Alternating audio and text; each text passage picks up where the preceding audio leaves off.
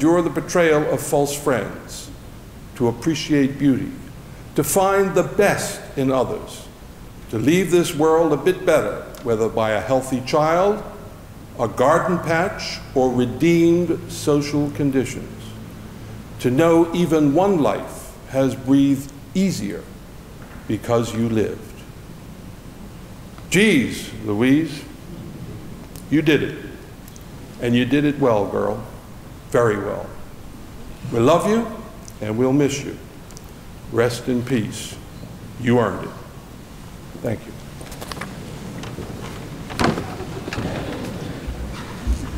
We remain seated for the tribute.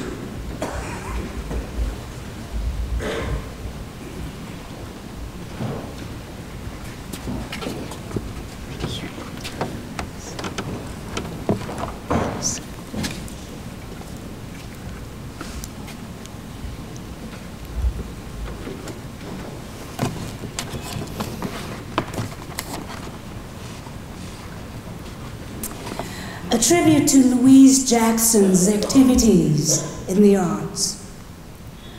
A brook, personified in a poem by Alfred Lord Tennyson, repeats this theme over and over.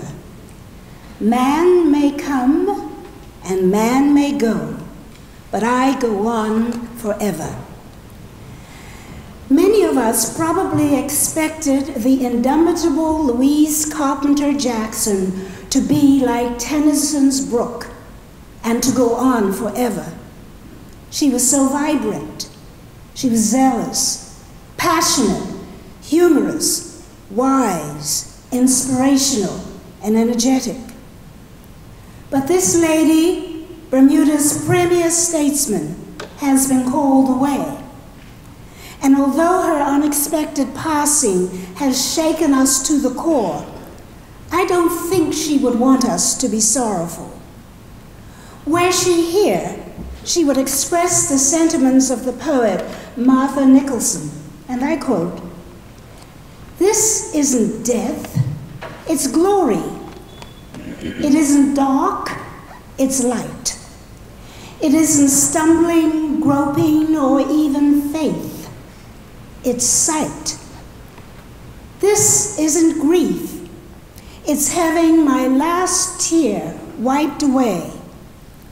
It's sunrise. It's the morning of my eternal day."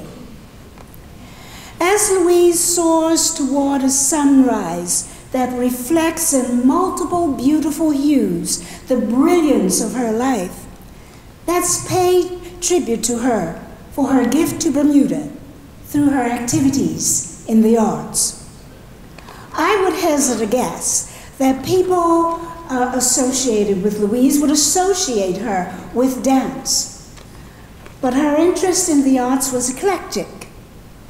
The literary arts were high on her list, and this was made evident as she served as chairman of the board of the National Library. Although she was not a collector of fine art, her home at one time was filled with the paintings of some of our local artists. Works by Shirley James, John Kaufman, Gwen Cann, and a self-portrait by Shirley Robinson Pearman were among the paintings that adorned her walls. Further evidence of her love for the visual arts was her work with the Bermuda National Gallery. In fact, it was Louise, her grandson Scott, and her husband Albert who cut the ribbon at the opening of the Bermuda National Gallery. During her speech on that occasion, she referred to the wisdom of providing enriching experience for children via the visual arts, particularly during children's formative years. During the early period of the gallery's existence, Mrs. Jackson spent countless hours with the director, Laura Gorham, helping her to navigate the sometimes tumultuous waters that swirled around the fledgling institution. Via a telephone call yesterday, Miss Gorham said to me that Louise was almost like a mother to her. In fact, she thought of Louise as her second mother. She was always there guiding and advising. And it was during that period when she was chairman that the gallery acquired its collection of African art. Louise desperately wanted the gallery to succeed. She wanted it to be the people's gallery, a place with relevance for persons of all ages and from all walks of life. Louise Jackson's name, and by the way, there's a group of us who refer to her affectionately as Weezy. Weezy's name is synonymous with dance, her favorite art form. In fact, she wanted to be a professional dancer, and I believe she danced in a couple of shows at one time on Broadway. In 1952, she was hired to teach health science and physical education at the Berkeley Institute. She used the opportunity to infuse dance, fencing, and archery in the curriculum. Dance experiences in schools for most children at that time was limited to English country dancing. Some of you, if you're as old as I am, you remember what English country dancing was all about. Marching to military music, plaiting the maypole, and to patterned pieces set to music specifically for elementary school competitions. Mrs. Jackson changed that almost single-handedly. Her students at the Berkeley were taught the hornpipe, the Irish jig, the waltz, the minuet, the gavotte, ballet, the pizzicato, and interpretive dancing. If you don't believe what I'm saying, just ask Gary Phillips to demonstrate his fencing skills. Louise had him in knickerbockers with a white wig and doing his fencing. He still remembers the moves. If you don't believe me still, speak to Grace Rawlins, because she remembers the dance Louise taught her son, I'm not going to say the number of years ago, for one of the school's festivals. I have a feeling that was the gavotte.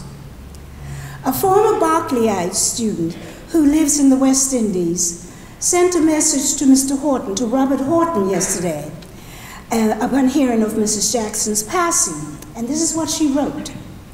My enjoyment of life is due in no small measure to the foundation gained in both sports and dance under Louise Jackson.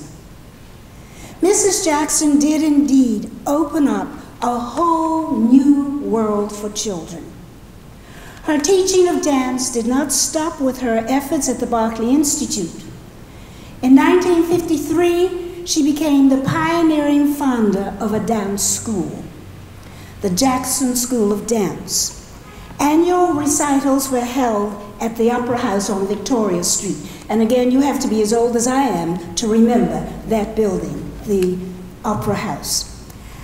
Actually, that period was when Mrs. Jackson took dance, ballet mainly, to the masses. Up until then, there had been in Bermuda very little exposure to classical dance forms, and this was certainly true in the black community. Mrs. Jackson changed that. Right from her school's inception, she wanted all children on the island to feel free to attend classes, which she was able to say that her school was the most racially integrated organization on the island. Her school grew to become the Jackson School of Performing Arts, where children were instructed by dance teachers, choreographers, and sometimes visiting artists in a range of dance genre, from classical to modern, to contemporary, to tap, to hip-hop, to whatever else the children were doing. Acting was also included, and so too were sessions in gymnastics, instrumental music, classes in drumming, and in singing. At her annual recitals, at the City Hall Theatre, now known as the Earl Cameron Theatre. It was not unusual to see as many as 800 or more children in performance. I'd never seen so many tutus in all my life. All of these were students of her school. She really blazed a trail. It should be noted that some dance schools that now operate on the island are owned by former students of the Jackson School, and so too are some of the fine choreographers. All came out of the Jackson School. One of Mrs. Jackson's laments was that it was difficult to attract local boys in significant numbers to dance. In order to remedy this, she sought the assistance of the Paul LePerc Foundation, which facilitated a performance at City Hall for boys only by male dancers from the prestigious Alvin Ailey Dance Company in New York. Our boys, our Bermuda boys, were astounded by the strength and power of the visiting dancers. They immediately, now some of them, immediately dismissed the idea that dance was just for sissies, not for real men. Anyhow, some of them became interested, and they started to take lessons at the Jackson School. And immediately, Mrs. Jackson sought to find scholarships for these boys. In fact, the Jacksons poured thousands of dollars every year into scholarships for their deserving dance students. In 1999, one of the staff members at the school, Mrs. Jean Leger, and her husband acquired the school. And thankfully, they are continuing the tradition of exposing Bermuda's children to the performing arts, a tradition that was well established by Weezy, our Louise Jackson. Dance really occupied a large segment of her life. She was associated with both the National Dance Company of Bermuda and the National Dance Theatre. She served as a member of the board and the program committee of the Bermuda Festival, and particularly through her knowledge and connections with dance establishments abroad, she was frequently able to recommend to the festival suitable dance companies for inclusion in the annual festival. In fact, one such company out of Philadelphia, maybe some of you have seen them dance here, was Philadanco. And they are going to send to Bermuda next month a couple of their dancers who will dance with Bermudian dancers in a tribute to Louise. This will happen at City Hall toward the end of the festival next month. For years, Louise has been serving on a committee headed by Mr. Dick Butterfield with the aim of bringing to fruition a purpose-built facility for the performing arts. And you may bet that at many a meeting, Louise would point out the need for the requirements for dance, because we really are lacking that in Bermuda, and she insisted that we have the proper dance facility. We can thank her for bringing to the fore our Gombey dancers and musicians. She has helped to preserve this folkloric tradition and has documented their dance, their history, and their significance in 2 booklets. And I may tell you that back in the 1950s, when Louise spotted the Gombeys for the first time and wanted to study them and promote them, she was soundly criticized. You know, we do have classism in Bermuda, and at that time the Gombeys were looked down upon. But you know, Louise, she doesn't stop. Once she considers something should be done, she's going to do it. In fact, Louise is like a pit bull who will not let go of a bone. And so she fought and was able to take the Gombeys to conferences in South America and in the West Indies. In 1799, she was awarded the MBE for her contribution to the arts in Bermuda. And just recently, she was extended the OBE, for her service to the community. We thank Louise, our Weezy. We thank her for her contribution and for the rich legacy she has given us. Au revoir, my dear friend. We shall all miss you. Our special group, the plenary session, it's a small group of us who used to meet to solve the problems of the world. We shall miss you, Louise. We'll miss your fun, your wisdom, your spirit, your input, your joy. And right now, Louise, it's very quiet. And we can almost hear the magnificent symphonic sounds the angels are providing as you and your beloved Albert dance a pas-de-deux in the skies. Rest in peace. Well done, my friend.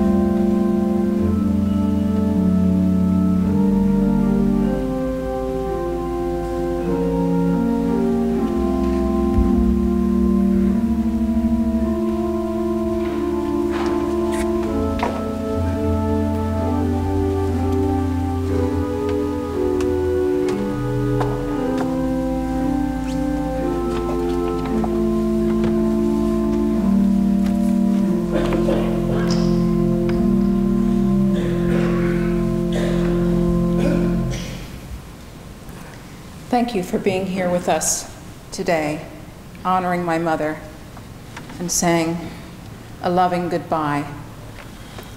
On behalf of the family, we would like to thank you for the outpouring of love, sympathy, and support.